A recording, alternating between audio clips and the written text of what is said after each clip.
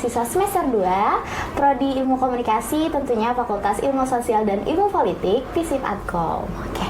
Saat ini kita ada bersama narasumber kita ya, mungkin Bapak juga sebagai dosen di Universitas Muhammadiyah Palangkaraya. Mungkin Bapak boleh perkenalan terlebih dahulu. Baik, bismillahirrahmanirrahim. Assalamualaikum warahmatullahi wabarakatuh. Perkenalkan, nama saya Sadar, SIP MIP, dosen di Administrasi Publik. Oke Bapak, sebelum kita masuk ke pembahasan kita, mungkin kita ulun izin tanya-tanya dulu ya Pak ya. Mungkin selain dosen, Bapak menjabat sebagai apa Pak? Mungkin di luar dari itu? Saya di Universitas Muhammadiyah Palangkaraya ini saat ini ya menjabat sebagai Koordinator Divisi Kerjasama dan Hubungan Internasional. Kalau direktoratnya itu Direktorat Kerjasama Perguruan Tinggi. Oh begitu. Nah di dalam situ tuh biasanya dia terkait apa itu Pak?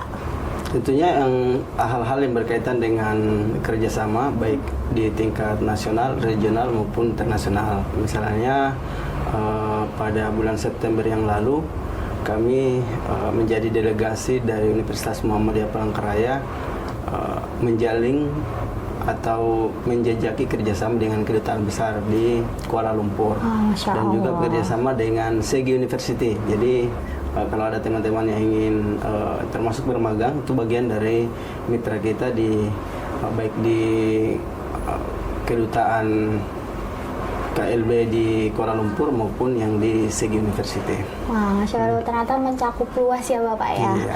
Oke, mungkin kita bisa langsung masuk aja ya Pak ya. Sedikit ada beberapa pertanyaan. Apa sebenarnya makna politik dalam perspektif Islam Bapak? Oke. Baik, terkait dengan politik dalam perspektif Islam ini kan kadang-kadang menjadi hal yang kadang-kadang disalah tafsirkan di masyarakat. Ketika mendengar politik Islam lalu ada momok yang menakutkan atau bahkan ada yang menganggap bahwa jangan kaitkan antara politik dengan Islam. Padahal politik di dalam Islam itu juga adalah sebuah urusan yang tidak ditinggalkan. Meskipun kalau dalam bahasanya, kalau kita tinjau dari segi etimologi, di dalam Islam itu politik itu dikenal dengan istilah siasah. Nah, jadi makanya di dalam bukunya Haji Profesor Dr. Haji Abudin Natha tentang studi Islam komprehensif di bab politik itu ya adalah bab siasah. Nah, di dalam politik Islam itu sendiri pada dasarnya politik dalam pandangan Islam itu adalah bagaimana kemudian menciptakan kesejahteraan, keadilan, dan ketentraman di masyarakat. Nah, coba kalau C suka membaca, C ya namanya si C ya. Kalau si C suka membaca misalnya tentang peradaban-peradaban atau kepemimpinan dalam Islam atau sejarah-sejarah dalam Islam, coba diperhatikan bahwa ini jangan terlalu luas lah di sejarah nabi-nabi kita saja. Beberapa cerita nabi kan yang cukup terkenal, misalnya cerita Nabi Yusuf, kemudian cerita Nabi Musa, kemudian cerita Nabi Ibrahim, bahkan cerita atau kisah dari Nabi Muhammad SAW. Pada dasarnya kalau kita mau melihat apa misi utama mereka yang bawa, selain untuk misi tentang membawa risalah keesaan Tuhan, membawa dakwah tentang keesaan Allah, itu juga adalah menentang kezaliman. Bagaimana kemudian Raja Namrud yang semena-mena pada saat pemerintahannya itu ditentang oleh Ibrahim. Begitu pula kesemena-menaan yang dilakukan oleh Firaun pada masa Nabi Musa yang kemudian ditentang keras oleh Musa. Nah, sehingga politik di dalam perspektif Islam itu jangan dipandang sebagai sesuatu yang sebuah yang sederhana atau sempit, tetapi pada dasarnya itu adalah hal yang sangat luas, yaitu untuk menciptakan kesejahteraan, keadilan, dan ketentraman di masyarakat. Berarti terkadang politik Islam itu banyak disalahartikan ya Pak ya? Kurang lebih seperti itu, apalagi kalau kita beberapa tahun yang lalu kita itu pernah digiring kepada sebuah opini bahwa antara politik dengan Islam itu adalah dua hal yang tidak boleh sejalan, sehingga muncullah istilah-istilah politik identitas yang tidak boleh membawa agama di dalam di dalam ruang-ruang politik. Padahal itu penjelasannya panjang. Ini kalau kita bawa ke dalam SKS ini bisa sampai 3 SKS. Betul banget ini ya Pak ya. Wah, itu luar biasa sekali ya Pak ya. Karena sebenarnya tujuannya itu untuk keadilan ya Pak ya. Tentunya juga pasti di dalamnya ada musyawarah seperti kita berorganisasi, itu kan ya Pak. Oke Pak, selain itu mungkin apakah Islam memang mengatur tentang politik atau kepemerintahan Pak? Oke, nah jadi kita kembali ke yang saya sebutkan tadi, salah satu buku yang membahas tentang politik Islam itu yang disampaikan oleh Profesor Dr. Abudinata itu secara konsep atau teori kepemimpinan di dalam Islam itu tidak ada. Mereka itu lebih menawarkan kepada pola bagaimana menjalankan politik atau pemerintahan. Kalau politik kan biasanya orang hanya berbicara soal kekuasaan, bagaimana merebut kekuasaan, bagaimana mempertahankan kekuasaan, dan bagaimana menjalankan kekuasaan. Di dalam Islam, konsep politik di dalam Islam itu lebih kepada bagaimana kepemimpinan itu dijalankan. Nah, sehingga Abu Ninata menyebutkan bahwa sistem di dalam politik Islam itu nggak ada. Cuman kalau kita mau perhatikan, misalnya kita di Indonesia kan dengan sistem demokrasi itu sesuai seperti yang saya sampaikan tadi, bahwa memang di dalam Islam itu ada musyawarah. Bahkan disebutkan bahwa kita dianjurkan untuk bermusyawarah untuk mencapai sebuah tujuan. Nah, kemudian daripada itu, yang saya sampaikan tadi bahwa di Islam itu kan lebih kepada bagaimana menjalankan kekuasaan. Misalnya konsep keadilan, sangat dijunjung tinggi keadilan dalam Islam itu sendiri. Misalnya beberapa kalau kita cari beberapa ayat-ayat yang berbicara tentang keadilan, diantaranya bahwa janganlah engkau karena ketidaksukaanmu terhadap suatu kaum lalu membuatmu tidak berlaku adil. Nah, itu kan salah satu prinsip di dalam Islam bahwa pentingnya menegakkan keadilan. Bahkan Nabi Muhammad SAW pernah bersabda bahwa jika seandainya yang melakukan itu kan ada ayatnya tuh bahwa pencuri laki-laki dan pencuri perempuan maka potonglah kedua tangannya. Nah, kemudian Nabi melanjutkan dengan hadisnya menyampaikan bahwa jika seandainya yang melakukan pencurian itu adalah putri saya Fatimah, maka saya sendiri yang akan memotong tangannya. Artinya apa? Bahwa ya bagaimana keadilan itu ditegakkan, bagaimana hukum itu ditegakkan, meskipun anak sendiri kalau berbuat kesalahan ya harus disanksi sesuai dengan aturan yang ada gitu. Masya Allah, berarti memang harus kalau kita menjadi pemimpin itu harus berlaku seadil-adilnya. Harus gitu berlaku seadil-adilnya. Oke Pak, mungkin prinsip utama politik dalam Islam itu Bapak seperti apa ya kira-kira? Ada beberapa prinsip utama di dalam politik Islam, diantaranya yaitu bagaimana menegakkan keadilan. Nah, sekali lagi bahwa keadilan adalah tujuan utama di dalam prinsip kepemimpinan atau prinsip politik Islam.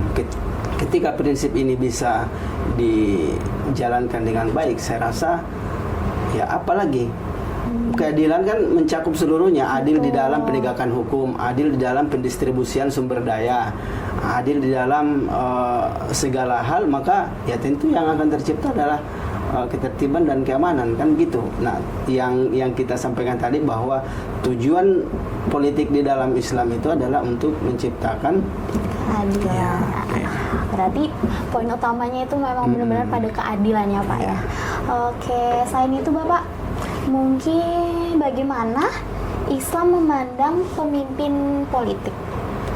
Islam memandang politik itu ya artinya bahwa pemimpin itu semestinya harus ada. Nah, kemudian pandangan Islam selama pemimpin itu berpihak kepada yang lemah, berpihak kepada yang lemah maksudnya adalah berpihak kepada keadilan tadi, maka ya diharuskan bahkan diperintahkan untuk menaati seorang pemimpin itu. Jadi pemimpin itu juga berarti sulit ya Pak ya? Sulit. Luar Karena urusannya bukan hanya di dunia tapi juga bisa di akhirat juga. Kata Tanggungannya Nabi, berat. iya.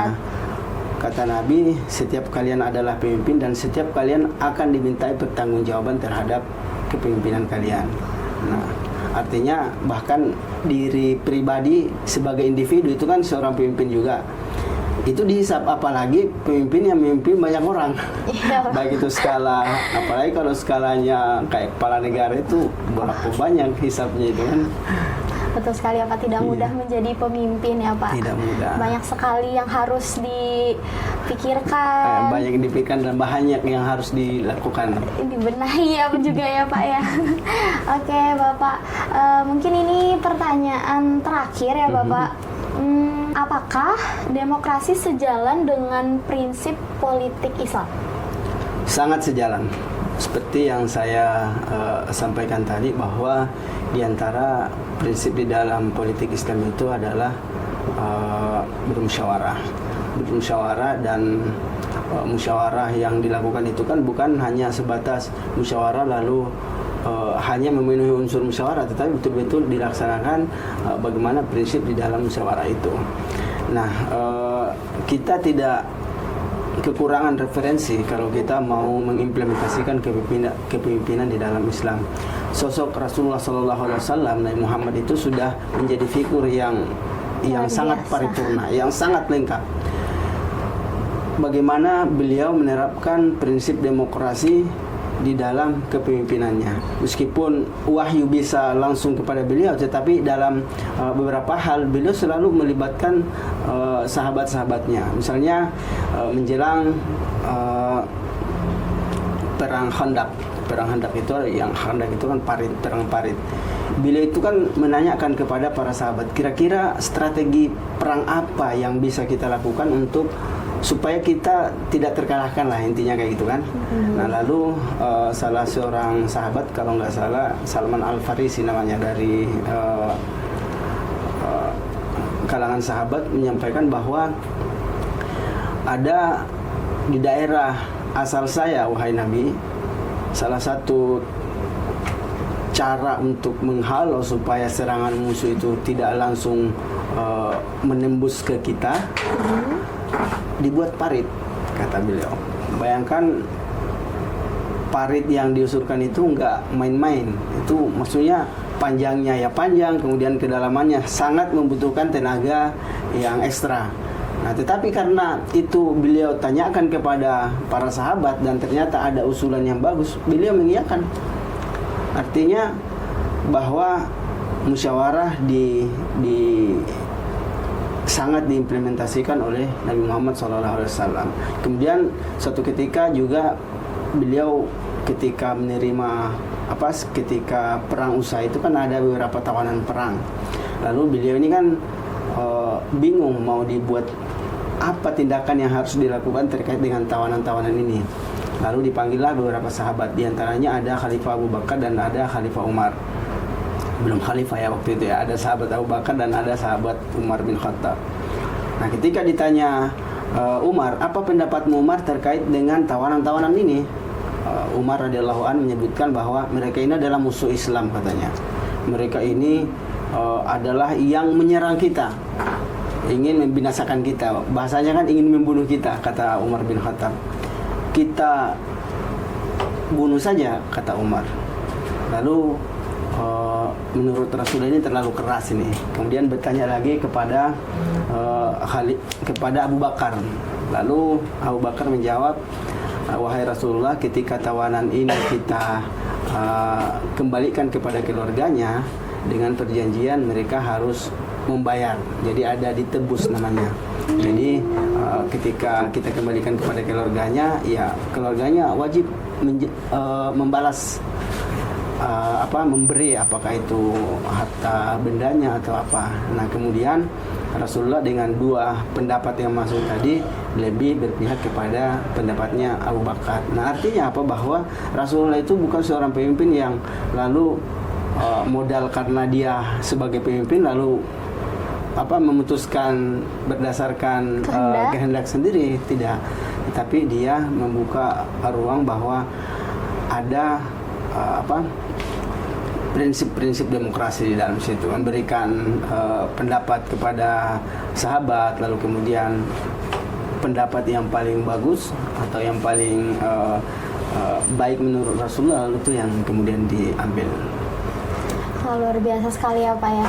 Oke Bapak, mungkin kan untuk C ya Pak ya, C kan sebagai mahasiswa yang ibaratnya bisa disebut masih baru ya Pak, karena masih semester 2. Semester 2.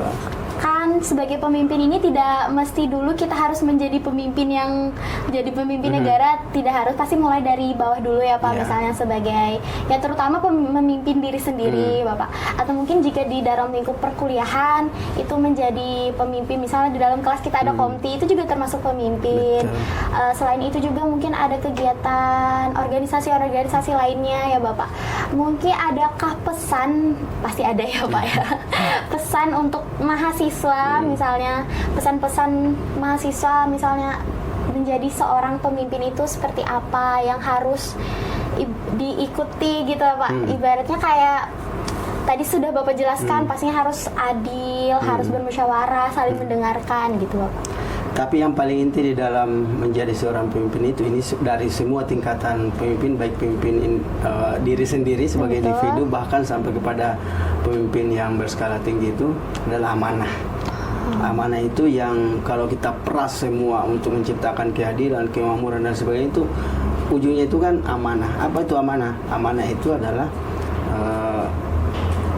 menjalankan sesuai dengan kaidahnya. Nah kalau adil tadi kan ya salah satu sikap dalam amanah itu kan melaksanakan atau menjalankan keadilan. Adil yaitu menempatkan sesuatu pada tempatnya. Nah, misalnya memimpin diri sendiri, ya mata ini kan perlu istirahat juga. Kalau waktunya istirahat, ya istirahat kan gitu. Apa analogi sederhananya gitu. Betul Pak. Oke. Berarti kalau untuk diri sendiri, kalau misalnya kalau di kampus kan dia ada, kita misalnya organisasi tadi ya Pak ya. Yang pertama tadi pastinya harus amanah ya Pak tentunya. Untuk amanah ini juga terkadang benar-benar sulit ya Pak. Terkadang ini ada yang sulit. Itu bagaimana sih cara yang efisien mungkin Pak, yang kayak supaya kita ini harus benar-benar beramanah, harus benar-benar adil gitu Pak. Jadi apapun yang kita laksanakan atau diembankan atau ditugaskan kepada kita kan diembankan kepada kita, itu kan sudah jelas arahnya itu seperti apa, ya ikuti arah yang sudah ada, itulah disebut dengan amanah. Misalnya menjadi ketua di organisasi A misalnya, organisasi A itu kan sudah pasti ada arahnya mau kemana, petunjuk atau SOP-nya di dalam organisasi itu kan sudah jelas, ya ikuti apa yang sudah ada, itu sudah amanah. Nah ketika itu sudah dijalankan dengan baik, saya rasa anggota-anggota organisasi yang lain nggak bakalan ribut. Tapi kalau nggak sesuai dengan prinsip yang ada di dalam organisasi itu pasti ribut. Betul Pak. Dalam berorganisasi juga Pak, misalnya kita ada kegiatan nih Pak yang ingin kita buat, kan otomatis kita harus bermusyawarah ya Pak ya. Tapi terkadang Pak, misalnya mungkin ini sesuai pengalaman ya Pak, ada beberapa anggota yang ibaratnya kita nih ajak bermusyawarah, kan harusnya kita saling mendengarkan. Kalau misalnya nih kekeh nih misalnya Pak, itu gimana ya Pak cara mengatasinya? Soalnya biasanya itu pasti sering terjadi di kalangan mahasiswa Pak. Perbedaan pendapat itu tentu ada, tapi kata Nabi kan perbedaan pendapat di antara umatku adalah rahmat. Artinya kalau ada perbedaan pendapat itu adalah hal yang baik. Nah tentunya dalam hal ini yang paling penting adalah posisinya sebagai pemimpin di situ, misalnya ketuanya, itu harus punya jiwa kepribadian yang bijak. Jadi sehingga memutuskan itu bukan karena dekat dengan si A misalnya lalu lebih cenderung mengambil pendapatnya, enggak, tapi karena berdasarkan bijaknya dia. Oke, seperti itu. Oke teman-teman, berarti menjadi seorang pemimpin itu juga harus bijak, harus adil, amanah, dan tentunya menjadi seorang pemimpin itu bukanlah hal yang mudah ya Pak ya. Tentu saja. Seperti yang dijelaskan oleh Bapak tadi luar biasa sekali. Terkadang kita tuh kayak melihat kenapa ya pemimpin Bapak, padahal jadi pemimpin juga itu Pemimpin itu berat sulit. banget. Apalagi untuk skala yang besar ya Pak ya. Itu sangat sulit sekali. Mungkin ada lagi Bapak tambahan supaya mahasiswa ini, terkadang ada juga beberapa Pak yang masih takut menjadi pemimpin gitu Pak. Ketakutan menjadi pemimpin itu karena apa? Misalnya takut tidak bisa amanah, ya saya rasa itu lebih baik. Tapi bukan menjadi alasan lalu setiap mau misalnya diberikan peluang untuk menjadi pemimpin lalu karena takut tidak amanah, itu nggak pas juga. Ya karena orang lain itu, orang di luar diri kita itu kadang-kadang lebih peka melihat potensi kita daripada diri kita sendiri. Misalnya orang lain melihat potensinya si C ini kayaknya bisa di sini misalnya. Kadang-kadang diri kita pribadi atau si C itu nggak menyadari kalau ternyata potensinya ada di situ. Kadang-kadang potensi itu bisa dilihat dari luar. Jadi kalau misalkan ke depan teman-teman mahasiswa, kalau misalnya dalam perkumpulan apapun ditunjuk menjadi seorang pemimpin di situ, ya terima dengan ucapan Bismillah, ya kan. Betul sekali. Artinya bahwa di antara teman-teman yang ada, dirimulah yang dilihat potensinya oleh kawan yang lain atau kawan-kawan yang lain. Muncul Banjarnya juga ini. Iya Bapak. Ini campur-campur karena budaya ya teman-teman Iya, ya. Kalau boleh tahu, Bapak sebelumnya pernah menjadi pemimpin, misalnya pemimpin organisasi atau apa gitu Pak? Waktu jadi mahasiswa dulu pernah Wah, luar ada biasa. beberapa organisasi yang sempat dipimpin di situ. Kalau boleh tahu organisasi apa Pak? Ada banyak, ada yang di internal kampus, di eksternal kampus ada juga. Kalau di internalnya Pak, kalau boleh Kalau di tahu? internalnya, kalau di sana itu kan saya kan dulu jurusan ilmu pemerintahan, jadi namanya Himpunan Mahasiswa Jurusan Ilmu Pemerintahan. Berarti Umum setiap Hinjit. bidang studi itu ada itunya ya Pak? Ada himpunannya, ada organisasinya, ada himpunannya. Berarti Bapak di situ menjabat sebagai Ketua umumnya. Wah, luar biasa. Tahun 2014, 2015 kan cuma satu periode kan. Iya benar. Itu pas Bapak jadi pemimpin di situ ada pastinya ya ada mengalami beberapa kesulitan ya Pak. Ada. Salah satu hal yang menjadi dilema dalam menjadi seorang pemimpin itu adalah menggerakkan anggota organisasi. Tapi kalau misalnya sudah digerakkan dan ternyata ini nggak bisa dipungkiri bahwa beberapa di antara teman-teman yang sulit untuk digerakkan. Tapi itu di luar kendali kita. Tuhan saja bilang bahwa ya suatu kaum itu tidak akan berubah kalau tidak dirubah dari diri sendiri. Jadi bagaimana? Tapi lalu jangan dengan ayat ini alasan ya udah biarkan aja dia seperti itu, enggak juga. Tidak harus ya Pak ya, harus kita tetap tanyakan. harus didorong dengan segala upaya supaya anggota organisasi ini bergerak. Berarti itu salah satu hal yang mungkin menjadi dilema ya Pak ya. Sulit bagi seorang pemimpin itu menggerakkan anggota organisasi. Mungkin teman-teman itu tadi pembahasan kita. Terima kasih kepada Bapak yang sudah memberikan pendapat ataupun pertanyaan kita mengenai politik dalam perspektif Islam. Itu luar biasa sekali teman-teman. Mungkin salah hilaf atau kekeliruan mohon maaf. Bapak terima kasih untuk hari ini. Akhirnya assalamualaikum warahmatullahi wabarakatuh.